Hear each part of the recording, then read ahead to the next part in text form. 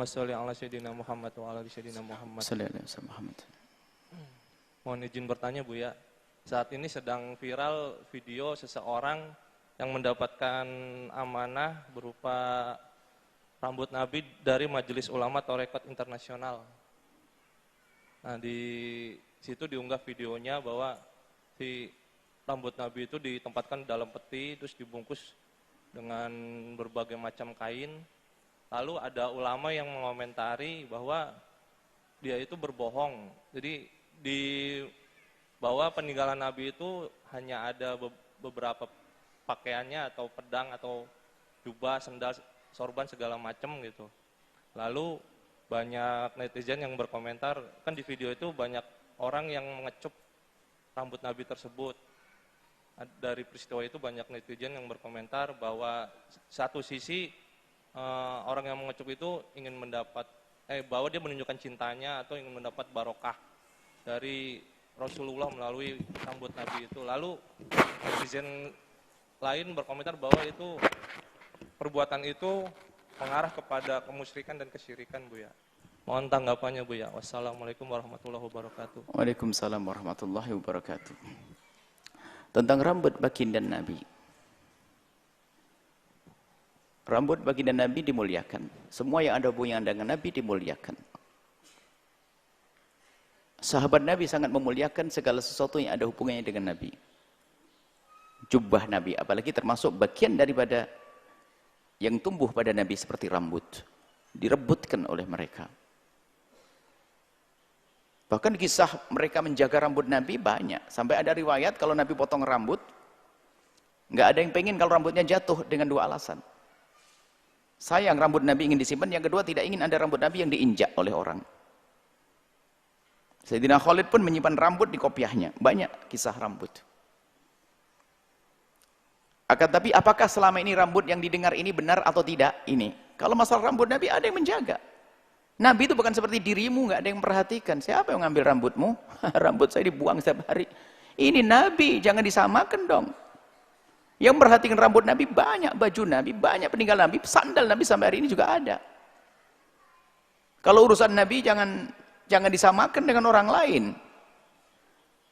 Nah, kemudian tentang rambut-rambut yang selama ini benar atau tidak, ini pembahasan lain.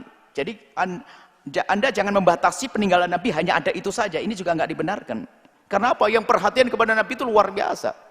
Semua sampai langkah Nabi, tingkah laku Nabi ini diperhatikan oleh para sahabat Nabi SAW. Wudhu Nabi airnya berebut. Baik. Lah, apakah benar atau tidak? Nah, ini kaidahnya apa yang harus kita hadirkan di saat kita melihat ada orang ini rambut Nabi SAW. Baik.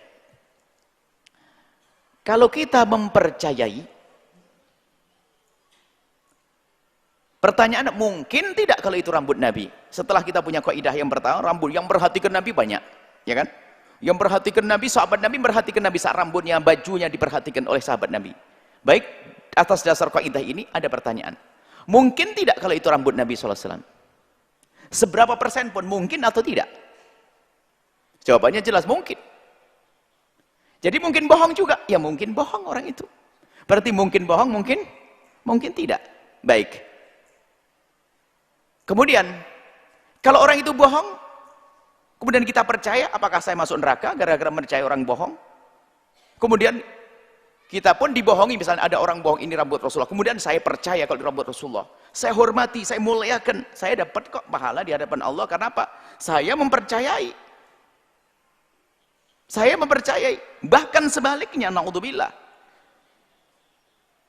Kalau benar ini rambut Nabi, kemudian saya merendahkan, loh apa nasib saya nanti? Maka lebih beruntung yang masih memuliakan, kalaupun dibohongi bukan urusanku. Urusan dia yang berbohong.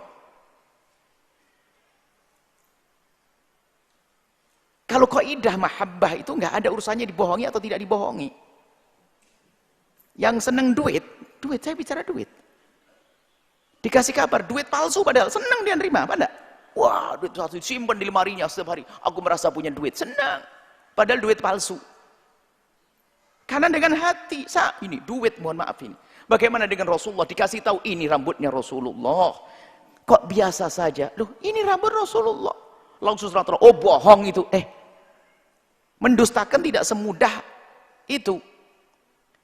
Tapi kaidah selamat lebih mudah saya mempercayai daripada saya mendustakannya. Sebab apa? Kalau saya mempercayai, saya menghormat, nggak akan ada bahaya kepada apapun. Karena saya menghormat atas dasar keyakinan saya. Saya mengira itu rambut Nabi, maka saya hormat, saya muliakan, selamat saya dapat pahala kok. Tapi sebaliknya kalau saya mendustakan, saya tidak peduli, saya tidak menghormat, saya telah merendahkan, nasib buruk. Maka kaidah percaya lebih mudah dalam hal ini.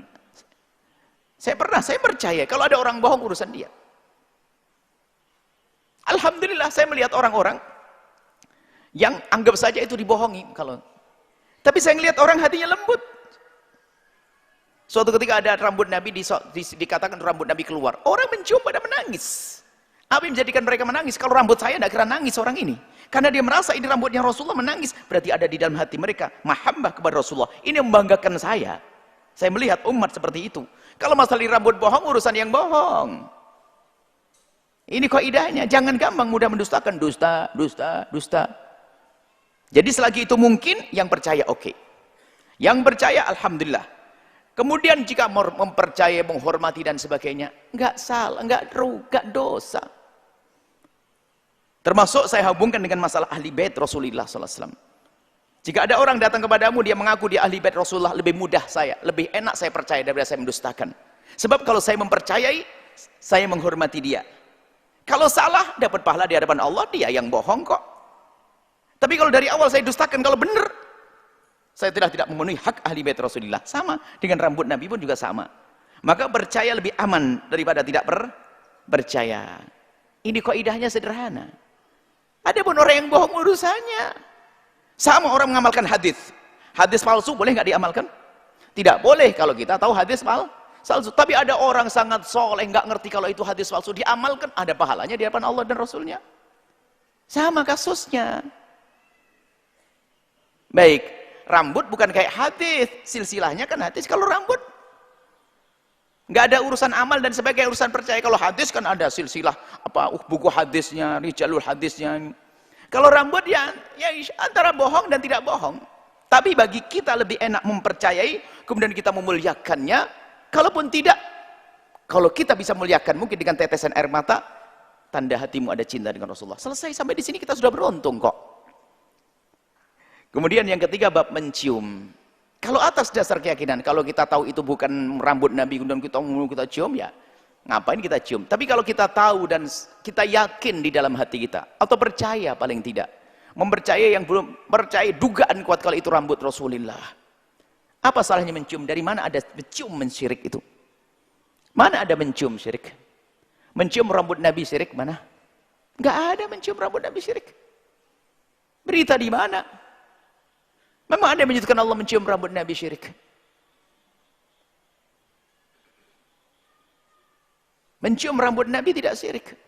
Mencium tangan Nabi tidak syirik. Mencium sesuatu yang dicium Nabi pun tidak syirik.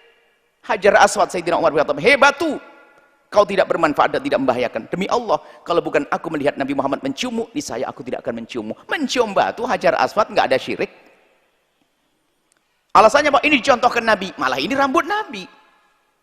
Boleh kita cium rambut Nabi, boleh kita cium tangan Nabi, boleh kita cium kaki Nabi. Siapa yang mengatakan mencium kaki Nabi syirik? Nggak ada.